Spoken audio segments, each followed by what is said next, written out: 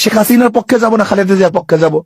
আল্লাহ নবী বলতেন যা, তাহলে কি করবে, যেহেতু বড় দুইটা দল, তোরা সবাই শেখ হাসিনার পক্ষে যা।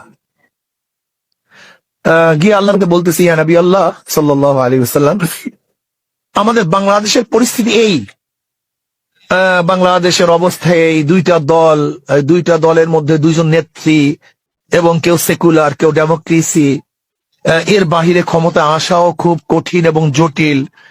এখন আমাদের মধ্যে কিছু ইসলামিক দল আছে যারা তো ইসলাম নিয়ে ভাবে, আপনার কথা বলে, আপনার আদর্শের বাণী শুনায় সবাইকে, লেকিন এখনো ক্ষমতায় যাওয়ার উপযুক্ত হয় নাই। কিন্তু যারা সেকুলার আছে তারা তো ক্ষমতায় যাওয়ার উপযুক্ত, এবং যারা আমেরিকান পন্থী আছে ডেমোক্রেসি, তারাও ক্ষমতা যাওয়ার উপযুক্ত, লেকিন দুজনের নেত্রী হলো মহিলা। ইয়া নবী আল্লাহ, এখন আমরা কি করব? শেখ হাসিনার পক্ষে যাব না খালেদা জিয়ার পক্ষে যাব? প্রশ্ন কার কাছে করছেন? ওলামায়ে কেরাম খুব ভালো মতো বুঝবেন, খুব ভালো মতো বোঝার চেষ্টা করবেন।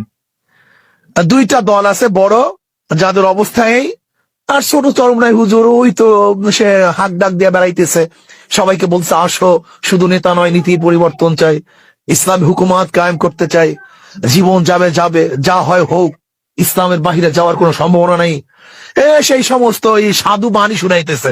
এখন ইয়া নবী আমরা কি করব? আমরা শেখ হাসিনার পক্ষে যাব না খালেদা জিয়ার পক্ষে যাব? আল্লাহ নবী বলতেন যা, তাহলে কি করবে, যেহেতু বড় দুইটা দল, তোরা সবাই শেখ হাসিনার পক্ষে যা। চরমনাইর পীর সাহেব মুফতি ফয়জুল করিমের স্বপ্নে দেখা একটা বক্তব্য সোশ্যাল মিডিয়ায় প্রকাশিত হয়েছে।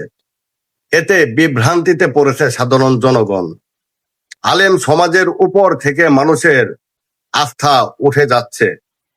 এই বক্তব্যটা যদি মিথ্যে হয়ে থাকে, এই বক্তব্যের মাধ্যমে তিনি কি বোঝাতে চেয়েছেন? পুরা বক্তব্যটা সোশ্যাল মিডিয়ায় দিয়ে সাধারণ মানুষ যে বিভ্রান্তিতে পড়েছে সেটাকে দূর করে দিন।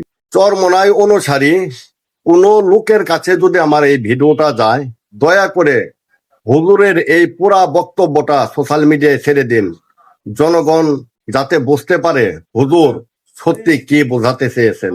ধন্যবাদ।